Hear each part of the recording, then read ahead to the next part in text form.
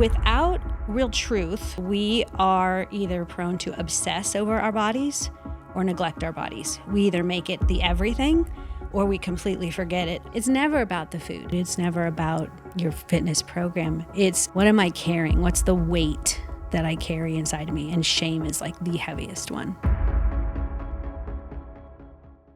Today's guest is Alisa Keeton. From the outside, she looked strong and healthy, but fitness was how she coped with a turbulent upbringing. Over time, the internal strains she carried began to surface, and her faith became the catalyst for deeper healing.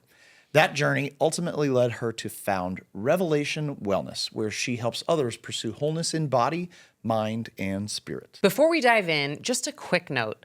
This podcast is for informational purposes only, and it isn't a substitute for medical advice. Always consult a healthcare professional before making any changes to your health routine. This is the Rock Bottom Podcast.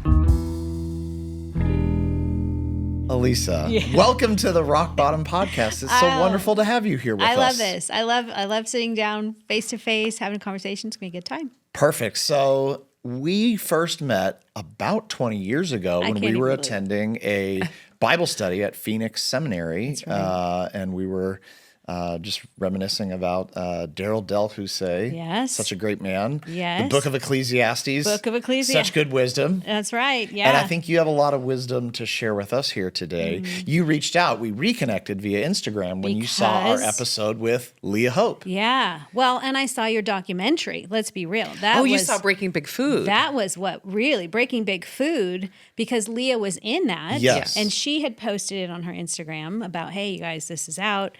So I'm like, I got to watch this, not knowing who was behind the documentary. And I'm watching the documentary and I'm like a minute or two in, I'm like, Patrick, that's Patrick. Wait a minute. And my brain starts turning and then I start doing all the research. Oh, you're the producer. Like you created this. So then that's when I reached out to you. Yeah. And then it was through Leah Hope that made me reconnect us really. That was amazing. And so you have built an empire. Oh, good Lord. Come on. Well, I don't know if you call it an empire. It's something. It is something. It has been the joy of my life and the weight of my life as well. Well, when you really are passionate about something, you know it. You love it, and it can also just some days feel like it's too much. You put your whole self into it. Yeah, you do. Yeah. Well, as we said during the pre-interview, we don't like to learn a lot about the story during that because we like to be able to react live. Yeah. So take us back to your rock bottom moment. And for everyone listening at home, the pre-interview gave us a sense of this is going to be a different kind of episode. Yeah, definitely. Well, as far as my health goes, I was very focused on it from an early age, mostly because my mom was very focused on hers because she battled her whole life with her body, with her health. Now, there's a lot of trauma, a lot of story behind it, where she was very neglectful of her body. I have a theory, and it's something I feel passionate about, which is why Revelation Wellness, the organization, nonprofit I created with the Lord, exists, is because without real truth, we are either prone to obsess over our bodies or neglect our bodies. We either make it the everything or we completely forget about it, and it's like a side project. And that was my mom as a neglector. She was someone who, it was the perfect moment, perfect storm of processed food coming into the industry around the 60s, and she's born in the 40s. And I mean, I was a formula baby. Think about that. I don't know about you guys, but I remember my mom, they were told, formula's better for babies. We're going to put these extra nutrients in. I mean, it sounds good on a commercial. And so, my mom was just, as many women in the 50s, 60s, 70s, and having children, doing the best you could with the environment you had. But she had a lot of aches and pains, a lot of emotional traumas, married to my dad who was not faithful to her. And so then as a woman, my body's probably a problem. I should probably do something to get his attention. Sure. So I just watched her chase her body as a problem for most of her life. And I watched her feeling like she couldn't hit the target, and then she would succumb to more neglect, just highs, lows, yo-yo dieting, highs, lows, more pounds coming on. Again, trying to soothe the ache. And I remember watching her and being like, I'm not going to do that. I'm going to do something different. But I didn't really know truth either about, what are we really here for, the bigger soul questions. And so I made my body the idol, the object, the obsessive, like I'll control it. I'm not going to let that happen to me. And so then and that was at the prime of the 80s. Now, I took my first aerobics class in 1985, everyone. 85, and we called it aerobics back then. And I took it at a tiny little studio, 7th Street, Missouri, here in Rose Lane, 7th Street, Rose Lane. Tiny little studio. This was before big gyms were happening. I'm 14 years old. I'm in a home where I have a mom who's miserable, doesn't love her body, is always, feeling not enough. A father that was pretty much not available because of his own brokenness. And I take this aerobics class. I walk in. I'm like the youngest one there with all these moms. It's 1985. I mean, you were 14. All right, I'm 14. Yeah. So it's all moms. Yeah. But a friend of mine whose mom was going to the gym invited me to come, or going to this little studio. So I walk in. It's like brown carpet on the floor. These ceilings, exactly these kinds of, the tile ceilings. And I see all these women in their scrunched hair. There's, remember the thong leotards the leotards with the belt. We used to put belts on leotards. Everybody drinking Crystal The Light. Oh, 80s. Crystal Light! The scrunchy socks, the aerobic shoe, the Reebok high top. It was the pinnacle of that scene. Ash, can you and give us a little let's get physical? Let's get physical, physical. This might break a copyright rule. Sorry. Oh, that's right. Not Okay. too much. And I walk in, and this lovely, beautiful black woman walks in. She's the instructor. She claps her hands 3 times. All right, ladies, let's go. And she goes over to the corner, kneels down in front of a crate of albums, albums, pulls out the Blues Brothers album. Oh, okay. If anyone remembers that movie. Great movie. It's a great movie, good music. And she puts the needle on the record, and away we go. And we spun around in that class for like 30, 40 minutes. And I don't know what happened, but to me, something happened in that environment. Like I realized some power in my body. I realized the connection that was happening. Something bigger than body was going on. My soul was coming alive. And I laid in the cool down position, staring up at the ceiling. I'm 14 years old. Home life is a wreck. You're 14. You're wondering, am I pretty enough? Who am I gonna be? All the questions of teenage years. I'm laying there and I'm staring up at the ceiling, and all of a sudden, a little tear starts to roll down my eye into my ear. I'm like, what is going on? And I had this thought, everything's gonna be all right. And I'm 14. I'm like pretty emo at that point. Like I'm not an optimistic. I've got a busted up home life, and it was just like a thought that came in my head. Everything's gonna be all right. And I think that's what compelled the tear. And then I had a thought. It felt like my thought, but also not. Whatever that woman just did in leading these people, I'm going to learn to do that.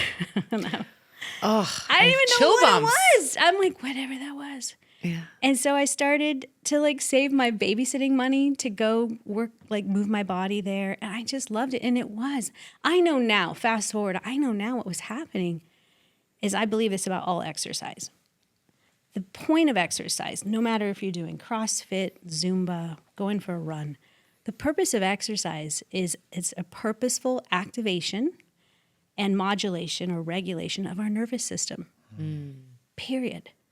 And our nervous system is like the foundation.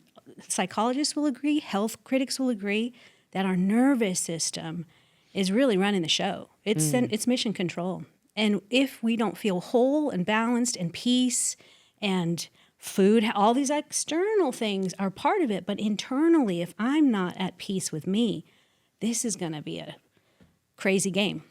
And so that's what my nervous system got activated in a really hopeful way. Plus it's community. So anyways, I fast forward and I started to put more effort into my body. But again, I don't know what's going on. Just my body started responded to it. And I got into my body did get response, as in I always had a little muscle here and there. And so then I got compliments from people, 15, 16, 17. I'm working out. Does anyone remember Beauvais gym?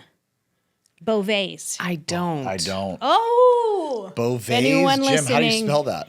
Beauvais. I think it was called Beauvais Gym. It was before we had like real 24-hour fitness or any of that, and it was a big one. So it was like a first gym to say we're gonna make a big gym, because prior to that you had the little boutique gyms, which is funny now because boutique gyms are big again, Yeah. right? What's old is new. Yep. But this was the first in Arizona. It was like on I want to say maybe 10th Street, 10th Street and Camelback, tucked away. And they had all the equipment. You go there and all the people there in the 80s, this is like 1987, 88, 89, people are walking around with their buff and, the bodybuilding scene of the 80s. And I had people coming up to me, and I'm 17, 16 years old, just telling me, you got this making of something. They were seeing me. They were seeing me. I'm like, okay. So hence the more obsession. Okay, how can you see me some more? How can you see me? You're like, this is what's special about me. Yes. I'm going to lean more into this. Yeah. And every time you lean more, you got more accolades, you got more attention. And so I really went into that, and it became, and I loved it. I loved going to the gym. I would take classes and do all the things, and it felt like a home away from home. But again, it felt like it was a place that I could regulate my nervous system. I could bring my attention to that place. And What then was your home life like during that? Not good. Okay. Yeah. But you found a way to counterbalance it. Yeah, I did. And Did you realize subconsciously, or consciously rather, did you realize consciously that you were using exercise as a way to balance that out? You no didn't. idea. No, I just thought, honestly, I'm 15, 16. I thought, I'm just better than you. That's pride. Like my mom you couldn't get your life in order. I'm just getting my life in order. Look at me, check the box. I'm not going to end up like you, right? Yeah, I'm not going to end up like you. And plus in that 80s time early on, we're just, health and fitness and it still has it in it. Diet culture itself is a gnarly beast. Eating disorders are rising for sure. And we were much more commercialized, and how beauty was to look. So I think I was falling more in that. That's where the obsessive nature was getting bigger and bigger for me. And my heart was getting a little harder and harder towards my family. I was trying to I wanted to get out of my family's house as soon as I possibly could. And I'm going to show you. Count down to your 18th birthday? Yes, sir. Oh, yes, sir. And I did. As soon as I was of age, I could leave, I did. And my parents continued to work in a very dysfunctional marriage. But I was prideful. And I fast forward into my health and fitness career. So now I'm doing it. I'm working at ASU in the rec center as the assistant to the fitness coordinator there. So I'm like living fitness. I'm designing classes. I'm writing manuals. I'm loving it. And I'm training people. And I'm doing it. People are coming. And here's what I say about, weight loss. It's not difficult. Follow the rules. It's math equation most of the time. Do this, A plus B does equal C, but people can't keep it. They generally can't keep it because it's not their own. And it's out external control. Again, external stimuli. How do I control my external stimuli?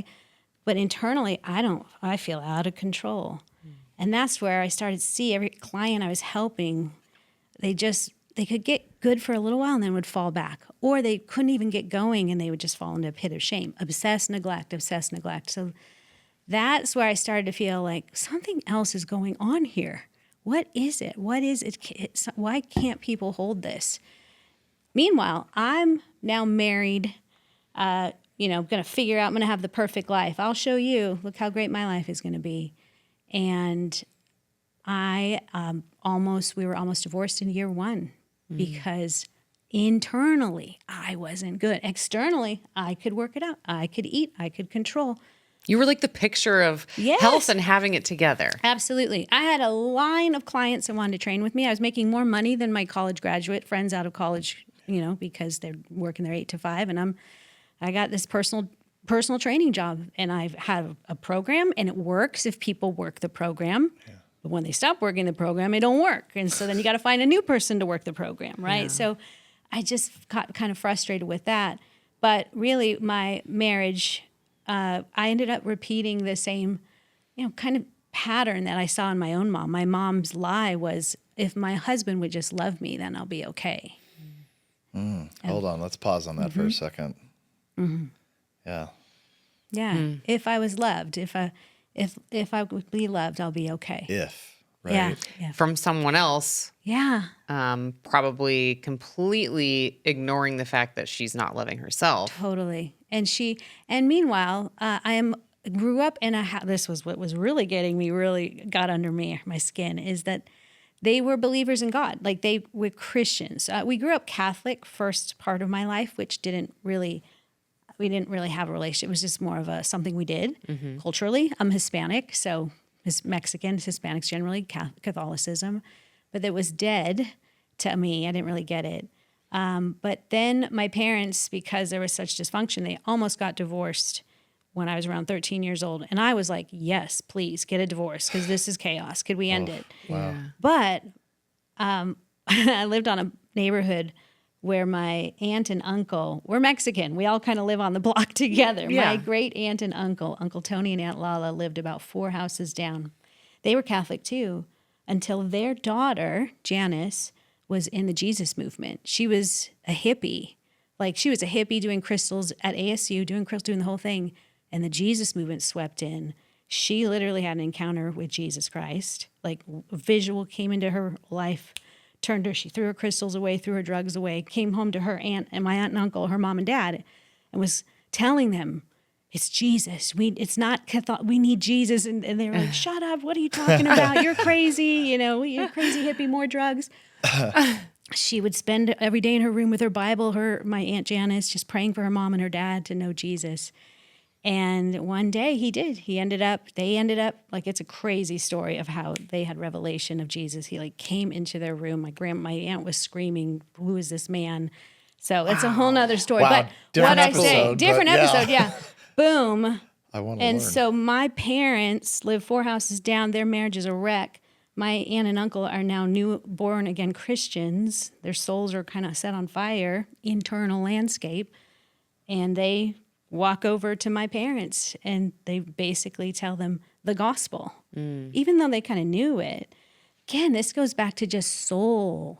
Like, if our souls aren't well, it is well with my soul. If my soul is well, it's that internal to then I can have external health relationships are more established. So, yeah, so they received this kind of good news, okay, and they really started reading scripture, and I started watching this, like, okay, we're Christians now? Okay, well, whatever that means. I just knew I didn't have to go to confession Mass anymore. Yeah. And sit in a box and tell this strange figure my deepest sins. Yeah. Like, I forgot to feed the dog. Like, I remember making that up one time. Like, I don't know what I did. So I think I Sins. seriously, I need some sins up in here. So I knew we didn't have to do that, but I didn't see any change really in them. Like, I never saw any change. So to me, I was like, well, who cares? Like, whatever. Jesus, okay, back pocket. If someone asked me what my faith value was, my spirituality, I would have said Christian, but I didn't really know what that meant. But it wasn't until I'm married and I'm repeating the same pattern my mom. Like, I need my husband to I need my husband to do this, and you should be this. And just putting that weight of needs for him to be for me, to fill me, that it almost crushed us. And that's where, for me, then this revelation of, I need something more. And I felt this pull to go to church. And there was a girl at the gym I was working at, and she invited me to come. Well, actually, she walked up to the counter one day and she just said, Alisa, do you believe in Jesus? I was like, whoa, we're saying Jesus in the workplace. Okay. I said, yeah. She goes, great. You should come to church with me next week. And I said, I don't know if I can do that. She said, why? I said, well, my husband won't go because my husband wasn't a Christian. I didn't marry. I didn't know I thought equally yoked meant 2 eggs, sunny side up. Like, what's an equal yoke? Okay. When you get married, make sure you have equal yokes. I don't know. That's a good church joke right no there. one unpacked it for me. I didn't know what that meant. So anyways, my husband wouldn't go. She challenged me. It stuck with me, that little invitation. And because, again, externally, I had it all together. I had a good-looking body. I'm semi-attractive. I'm young. I've got all this energy. But internally, I was vacant. And I could not, it was like a well that could never be filled, no matter what. What did that feel like? something's broken. I remember my boyfriends dating as I dated would always say, God, it's never good enough. I can't get it. I can't get it good enough for you. I'm like, dang, what is it? What is it? So I went to a service and finally got up the muster to go because I needed it. And get this, the sermon that day by the pastor was John 4, the woman at the well. Speaking of wells. Well, speaking of wells, yeah, I knew it. It just never is enough. And even in that scripture, he confronts the woman and says, go get your husbands. You have many husbands. You've been looking for that satisfaction and you won't find it. It's living water, me. I'm the source. So that turned my world upside down. And then I could not see the body the same way anymore. I couldn't see training the same way anymore. I knew this is the thing that without it, we will be prone to obsess over our body or neglect our body. I have to come into this alignment of the soul and caring for our souls. So that's where Revelation Wellness was kind of birthed out of. I started writing things, scriptures. I just started reading. I mean, things were just coming to me and I remember thinking, I need to write, you need to write a book. And I remember, and I knew it was God saying, I want you to write this down. I'm like, I cheated through high school English, God. If you're God, This is my official confession. Yeah, and actually you should know that. Why are you asking me to write? I don't know how to write. So he just kind of kept this sense, and I need to do this. I need to give a message that's more robust. And so I started writing, and I wrote my first book. I like to say, first part of the first book was basically 150 pages of a run-on sentence. No joke. I don't know. I just threw it out there, and it's a mess. Stream of consciousness, Stream they of call that. consciousness. That's the best way to start. What was the name of Seriously, that first book? At that point, it was called Way Less to Feed More, because we had become aware that at that time there was so I heard the statistic, 850 million people worldwide were overweight and growing, right? Because I'm in the health and fitness world and people are hurting themselves with food. We're seeing a health crisis. So I want to step into that battle. Okay, 850 people, unhealthy, overweight, getting bigger. It keeps growing. And then the statistics said, but at the same time, 1 billion people in the world are suffering from malnourishment. Like, what? How is that possible? That it can't be about food. If there's so much food here, but not enough food here, what is it? And that's where I wrote some curriculum about there's something deeper going on here, while really addressing the real, hey, if we're Christians, if we're believers in this way, truth, and life, what are we doing? What are we doing? Shouldn't we be the healthiest people in the world? Shouldn't we be the most sound of mind people? And so I started challenging that question and coming up with curriculums and ideas around that. So this was during the first year of marriage as well? Or no, this was probably was about that? year 7, 8 of Year marriage. 7, 8, okay. Yeah, so mid 2000s, 2004, 2005 is when I'm starting About the to time write. we met, yeah. Correct. Yeah. So here's what's crazy, Patrick. There's so much. I'm it's so interesting, full circle moments. I had moved back to Arizona, and I was training a client here named Georgia, I went with her to that Bible study on Wednesdays because she knew Daryl Del Jose, Okay. Georgia Barnett and Tom Barnett, and they're just amazing people. Well, I moved back. She's looking for a trainer, and I'm like, hey, I'll help you out. And so I started training her. We had, real close relationship. And that's always what's fun about being in the health and fitness world. When you work with people and you work with their bodies, you'd be surprised at the things they say, things they tell you.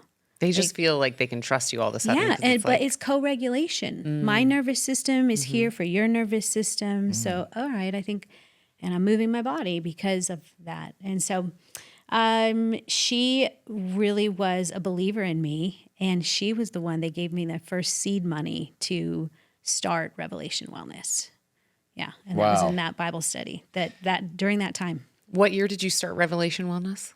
I started Revelation Wellness in 2000. Well, I started in like 2006, 7. I started writing curriculum. We didn't become a nonprofit until 2011. Yeah. And when you first started going to church with your friend, that was what year? 2000. 2000.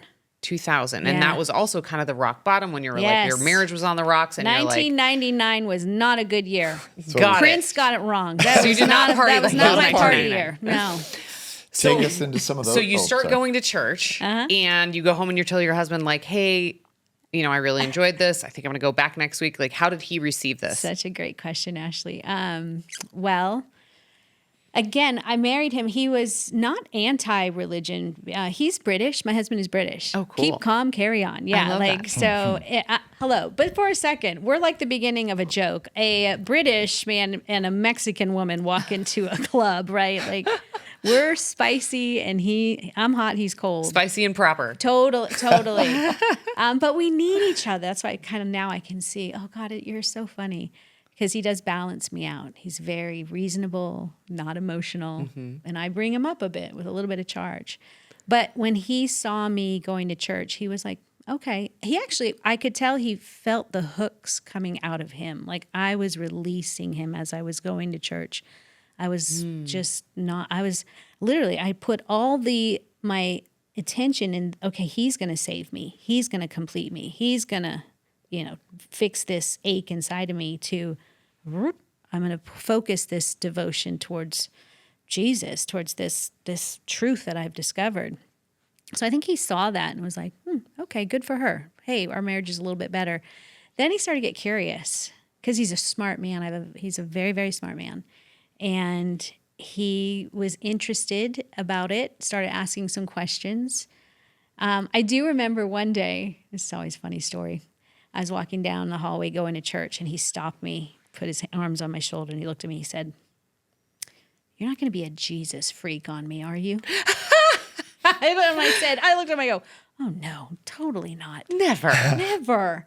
And walked off to church, and then he slowly started getting interested. And then one day he asked if he could go to church. I'm like, yeah.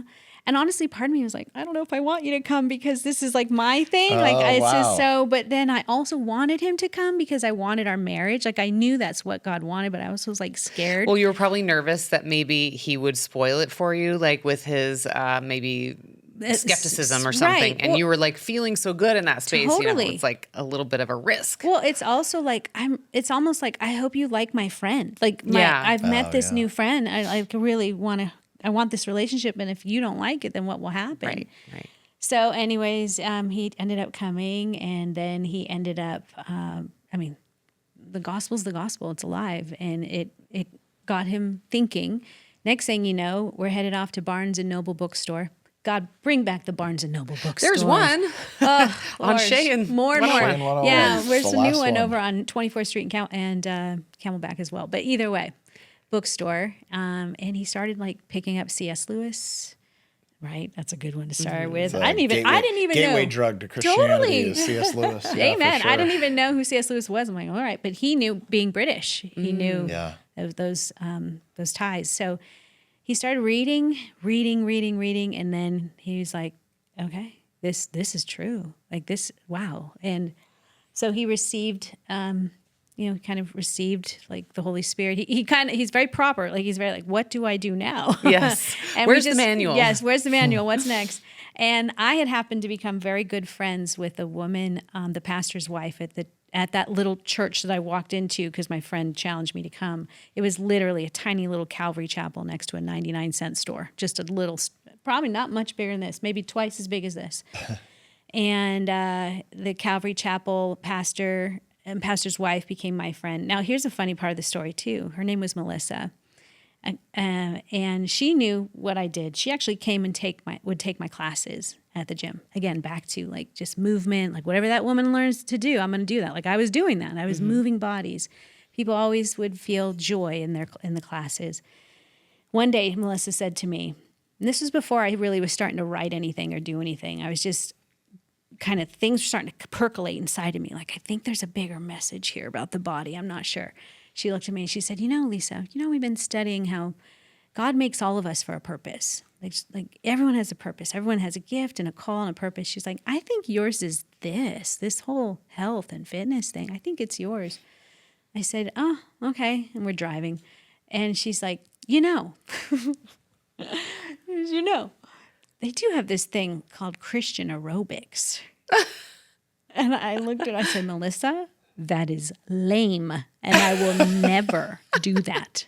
I was like, grossed out. No, because I had actually looked up online because I was interested. Like my worlds were starting to come together. And I, at that time, had looked at stuff and I was like, no. I'm too cool for that. No. I have a reputation to keep up. What will people like? All the things, because it is a strange phenomenon. And especially what I do with Revelation Wellness is it is this integration of body, soul, spirit.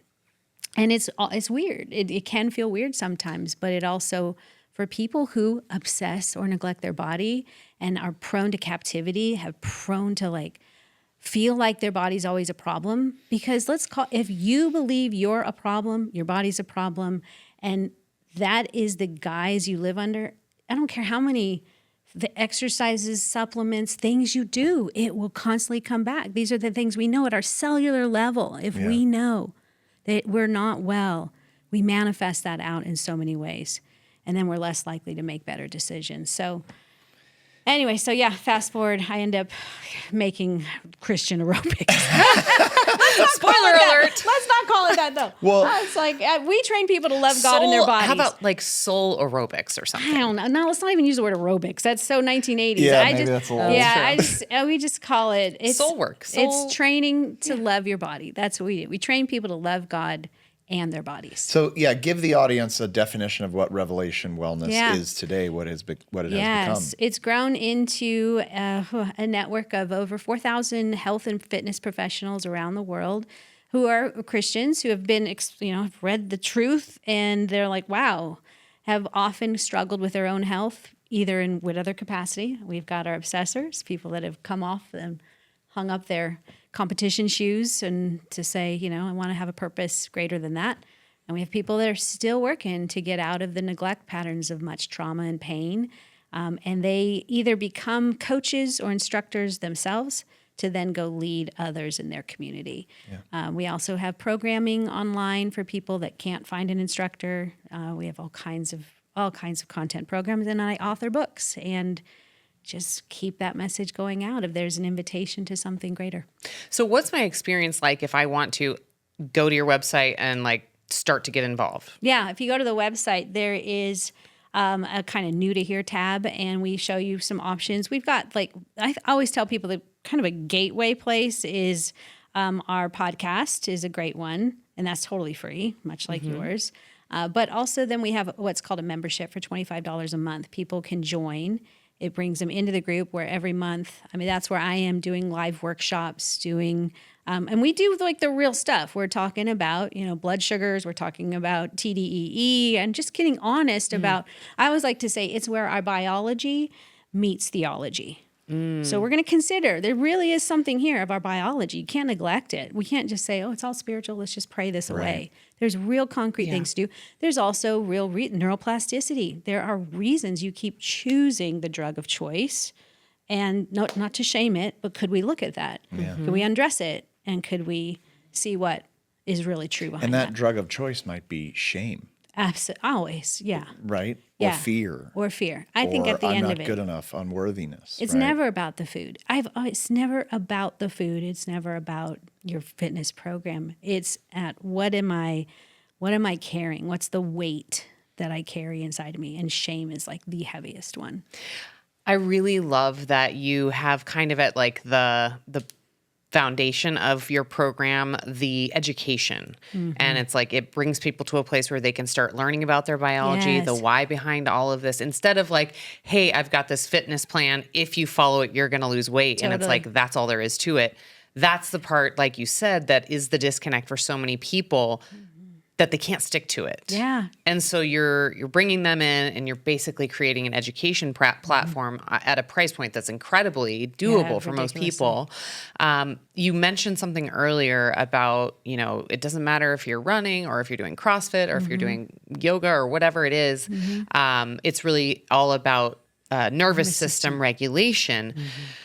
So I'm curious about your program in that when we just go online or on Instagram, I mean, we're always being bombarded with what's the best workout program for your longevity, right? You need to lift heavy, you need to do this, you need to do that. And it feels overwhelming because you're like, okay, but like, what if my nervous system doesn't want to lift heavy right now?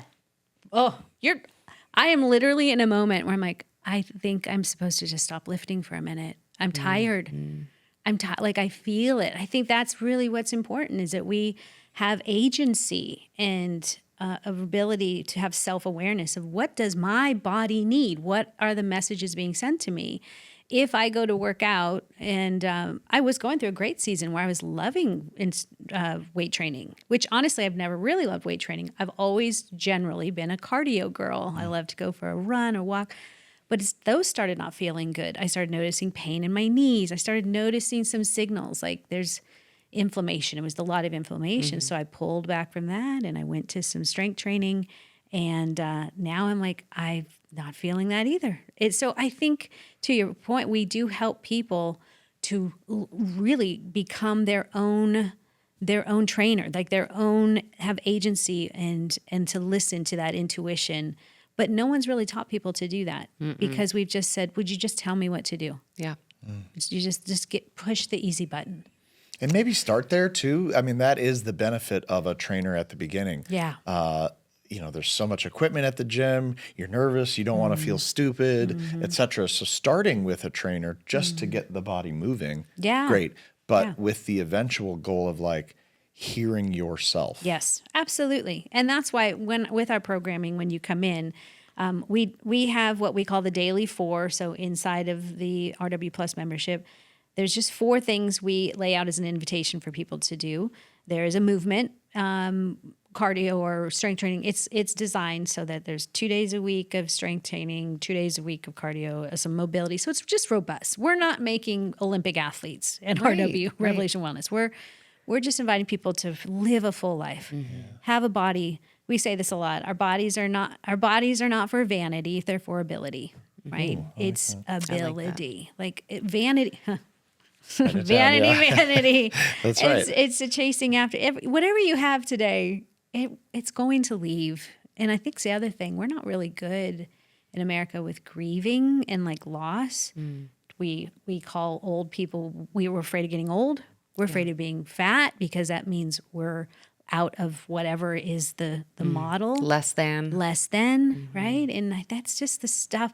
Here's the thing. I'm so glad what you guys are doing is what you're doing. And like keep saying it again for people to understand this holistic view of their body and the health and food and the choices we make. But we have not been taught this information for our bodies. We just haven't. We have been thought that our bodies, just are something kind of other, and we just give it something. We just treat it like it's a donkey.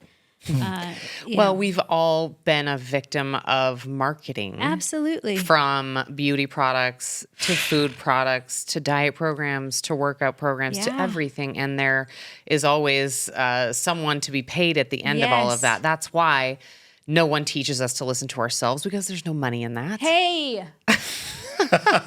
What? Say it again. It's right. No That's money right. in that.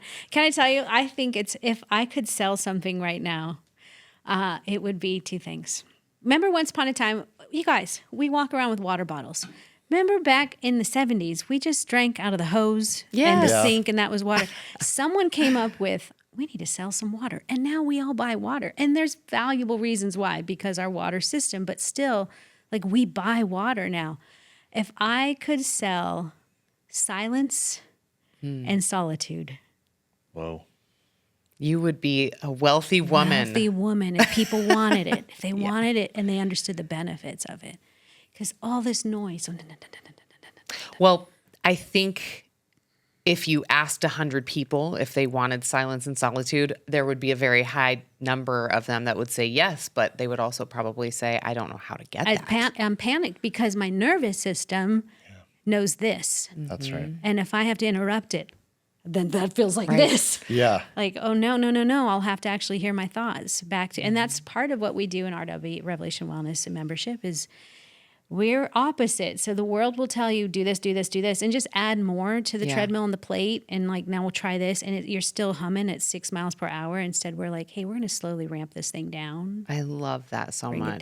Bring it down. And it's not like, not hardcore, but let's pull it back slowly. So you find that inner agency.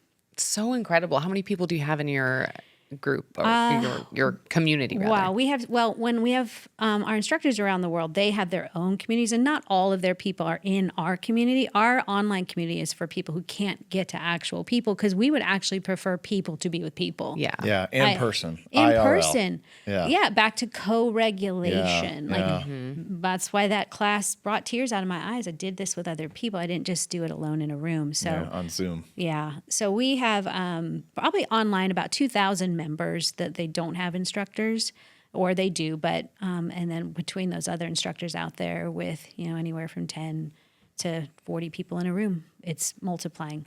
It just multiplies. That's beautiful. Are you familiar with Dr. Joe Dispenza? Yes. Okay. Yes. Yeah. I thought you would be. Yes. He comes up on every episode, it seems. No, Patrick always likes to bring up Joe. Well, Dr. Joe and how he explains the nervous system, the importance of meditation, aka silence and solitude, and nervous system regulation.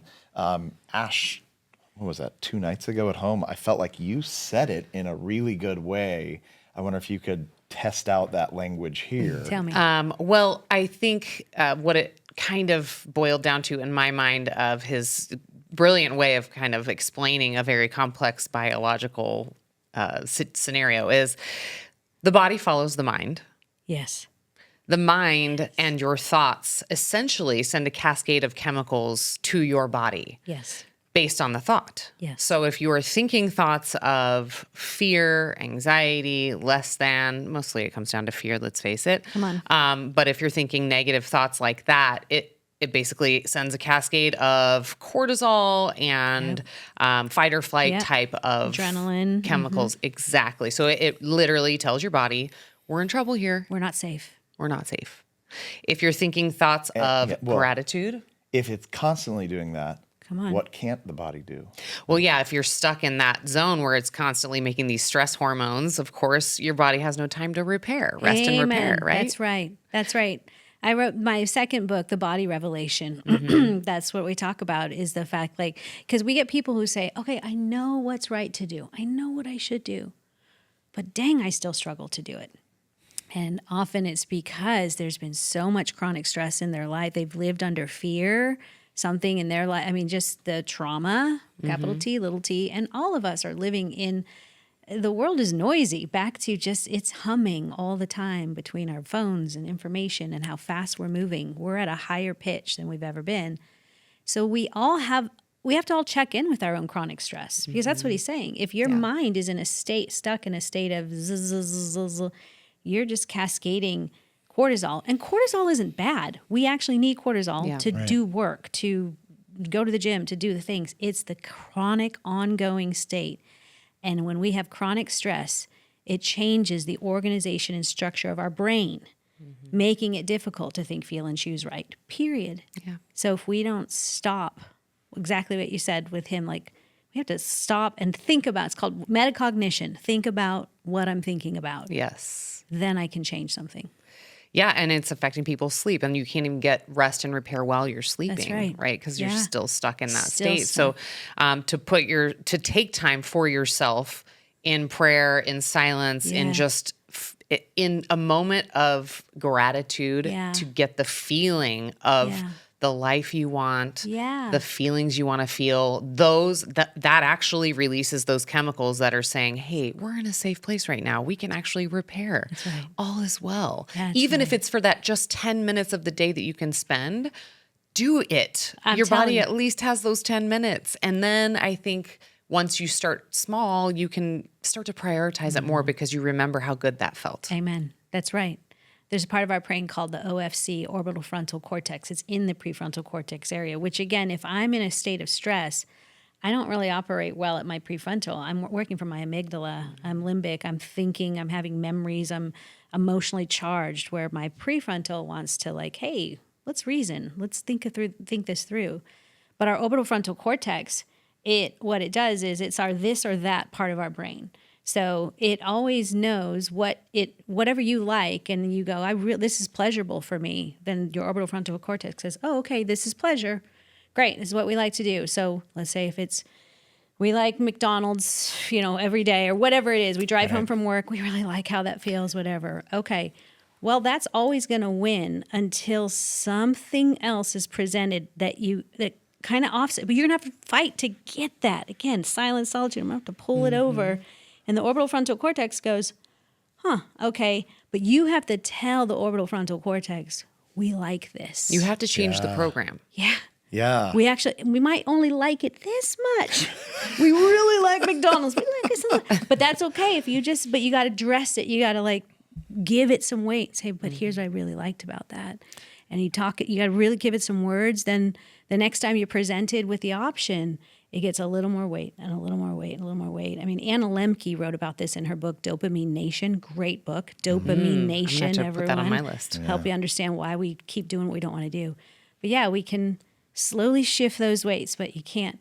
To just do the full throttle flip, which is what we like to do when we're really miserable, we just go, all right, clean it all out. I'm going to start the diet. And We're so extreme. we're so extreme because we're in so much pain. Yeah. You're reminding me a lot of what Leah Hope talked about in the Breaking Big Food documentary, where she said, if you would have told me that, hey, McDonald's is not good for you, she'd have been like, no, when I eat it, it makes me feel good. Really good. Yeah. Yeah. Right. But what she learned was it's not necessarily that. It's what you were talking about, the what did you call it? Orbital frontal cortex. Yeah, the OFC Yeah, that was OFC. telling her, Hey. we Dopamine. like this. Well, we like this. Yeah. Yeah. Yeah.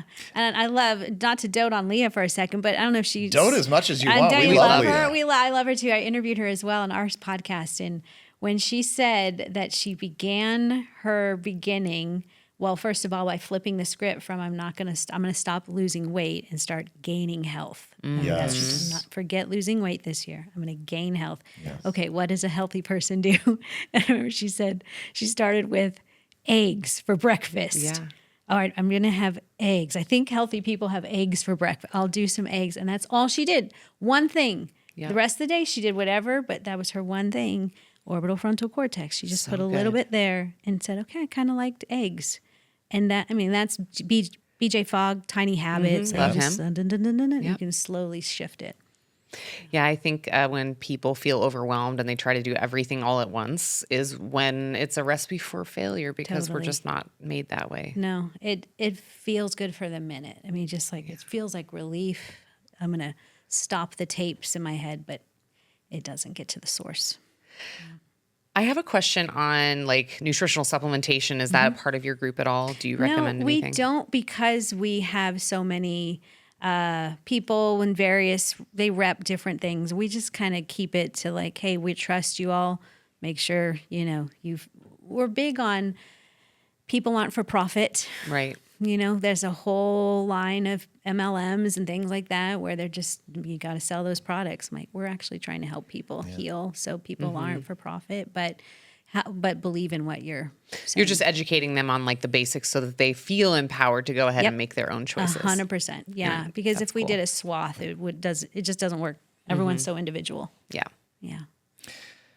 What do you feel like was your big takeaway from Breaking Big Food? What did you feel when you watched it? Oh my gosh. I told you. I'm like, I want a little market that would have all the fresh food, little things in it. It was the fact, we're so resourced within our own community.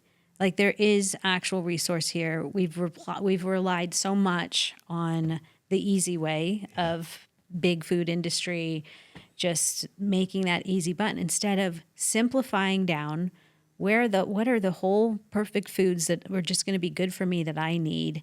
was a really recalibration because I'm a busy lady.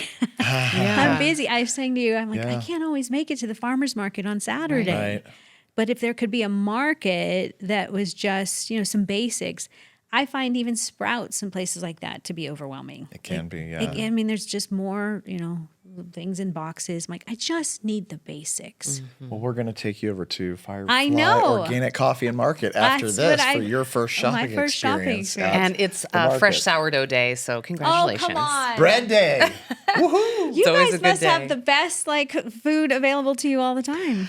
We have Now you curated figured- quite a nice food life, but Yeah. it has been slowly, over time and through making this documentary has really amplified our desire to make even better choices because we've learned so much more along the way. But this journey started a little over 2 years ago for us, and it started slowly. It was like, okay. Seed oils are pretty much very Everything. full of inflammation and they cause a lot of inflammation and they're in everything. And so I started to look at my hummus and I was like, wait, I thought this was healthy. This has sunflower oil. It's so rough. Okay. What about my ready to drink protein shake? This has all kinds of weird stuff I can't pronounce and it has seed oil. What? So then the light bulb started to go on and I was like, it's not the amount that's in each thing. It's like, oh, but how much seed oil is really in this coffee creamer? There's some in there, but it's less than 2%. But what if it's in literally everything you're putting in your mouth? All of a sudden it's the adding up. compound effect. And don't get wild. me started, but we made a whole documentary on the subject, so it's okay. Go watch it. We did get you started. Go watch it. Yes. I would ask you guys, what's been the thing that you've learned that you feel compelled to bring into this space? For me, it is that we as a people are not powerless. Hey. And I feel like the system we're living in wants to make us feel like we are. That's right. But we are not. And so I'm very passionate about helping people realize that. And I think that the documentary did a great job at inspiring through the stories of real people that are doing it themselves, that they can do it, you can do it. Yeah. And I think when people hear the word, you're not powerless, sometimes that word feels like, so, big, and that scares them back to, they don't feel, they're not safe. They don't feel safe. We haven't felt safe in our environment and our body, maybe in some time. Well, they might not even feel Maybe worthy never. of having their own power inside of them. Correct. So that feels scary, but back to what all those stories you share, it's just small little changes of awakening. I'm not going to be a victim of this. I'm not going to sit back and just say, well, that's just the way it is. There is another way. It's almost like it's easier, it's a shortcut to just rely on an expert. But what we can so easily forget is that experts are just humans, just like us, dealing with their own inadequacies and fears and subconscious system, nervous system regulation, all that kind of stuff. It is scary, but also I think the critical moment in anyone's life when they realize that the power is inside of them. Did you see the James Inherent power. Vanderbeek video that just went viral this week? Is it the one where he's like, I'm a dad, I thought I'd be a dad, and now I can't do that anymore? We'll have to link in the show notes. so But good. what he got Beautiful. to of saying, in sort of meditation of I'm at this moment of I can't be a dad. He's dying with cancer, but he realizes I'm worthy of love because I exist. That's right. And it goes back to what you said about right. if my husband loves me, then I'll feel this way. If is the wrong That's word. right. The real word is because you exist, I exist, we exist. Because we exist, we're actually worthy of love right now. Yeah. And I think his wrap up of that was, I realized that I am worthy of God's love. Yeah. And if I'm worthy of God's love, I'm worthy of myself, of my Worthy to own love love. myself. Greatest love commandment, myself, right? Greatest commandment. When Jesus was asked, "What's the greatest?" Right? They had over 600 laws built up. What's the greatest commandment? And I love that he's only asked, "What's the greatest?" But you get two.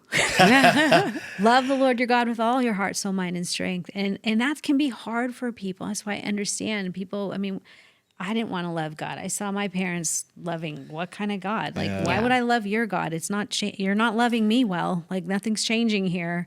The word God can get so muddled. It gets heavy. But I love then Scripture says we don't fight flesh and blood, but principalities and authorities. If God is real, and by the way, my husband, kind of part of his story was he became a believer, but then he also fell back away. He stopped believing for a while. He had a lot of stuff, a lot of doubts. He's a very smart man again. And just with that, the thing that brought him back is he was starting to see the evil in the world. There's like such incredibly wrong evil. It makes no sense when babies are in garbage bags and just the evil that's really there. And he started to think, well, if there's an evil in the world that makes absolutely no sense, there must be a love that exists that makes no sense. Wow. I just got full body chills on that one. You can't try to figure. So when you assign it because that person didn't do this or they didn't do that, you got to come higher. His love is greater. It's the greatest thing. So love the Lord with all your heart, soul, mind, and strength, and love yourself. Love yourself like you love others. So in the love exchange of this beautiful God, you will love others. Yeah. What a beautiful conversation. One of the questions that we ask every guest, it feels less relevant here, but I do want to test it out and see how it goes. Let's go. So on a scale of 1 to 10, with 1 being the lowest and 10 being the highest, at your rock bottom when you were in those moments of despair in your first year of marriage, what was your number? I would say, oh gosh, Patrick, I would say I was like a 1. I mean, I was really devastated. Like I really thought I was going to be divorced and what's wrong with me. And I'm really broken. I'm really, really broken. So, but again, my body looks great. That's why it doesn't matter. Anyone lose weight, you're still going to have to wrestle with who am I at the deepest core of me and where do I find this source of love? And how about these days? What is your number on a scale of 1 to 10 in general? My body is tired more often. But I think God does it on purpose because you get a lot more inner wisdom. But I feel, I'm really a blessed person. Even, isn't it funny? The things that become burdens in life that you call burdens, it's because you've been so blessed. The blessings, the growth, the whatever, hey, I prayed for these things to happen and they come with some problems. Prophet Biggie Smalls was right. The More money, more problems. Like the Uh-huh. more you get growth, that's why God's like, hey, careful what you pray for. You know, you're going to get it. That's To right. whom much is given, much will be required. So, but I would say my soul, oh my gosh, I feel like a 9. I just say a 9 because I want to give myself room to grow. I love that. Yes. Yeah. Got it. There's always room to grow, right? Yeah. For sure. Where can people find you online? You can go to me personally at Alisa Keeton is on Insta. I'm on Instagram, Alisa Keeton, but social media. Spelled. Alisa Keeton, 2 E's. Yeah. And then, but at Revelation Wellness, that's where, if you want to get the heartbeat of all this, you want to slowly turn that treadmill down and start to find some inner soul peace. And remember that you are loved and there is a God who made you and has a purpose for you. I'd love to see you at revelationwellness.org. Beautiful. Perfect. Thank you so much, Alisa. This was Thanks. amazing. Thanks. It was such a good time. This episode of the Rock Bottom Podcast is brought to you by Jigsaw Health, a family-owned, Arizona-based nutritional supplement company. Every formula is made with clean ingredients that are third-party tested to ensure that what's on the label is in the bottle and nothing else. Learn more at jigsawhealth.com. Do you have a health horror story? We're always looking for stories that will inspire others, so please use the link in the description to apply to be on our show. Finally, if this episode resonated with you, then please like and subscribe. It really helps others to find our show, and we want to help spread the word. New episodes drop every other Wednesday, so thank you so much for tuning in, and we'll see you on the next show.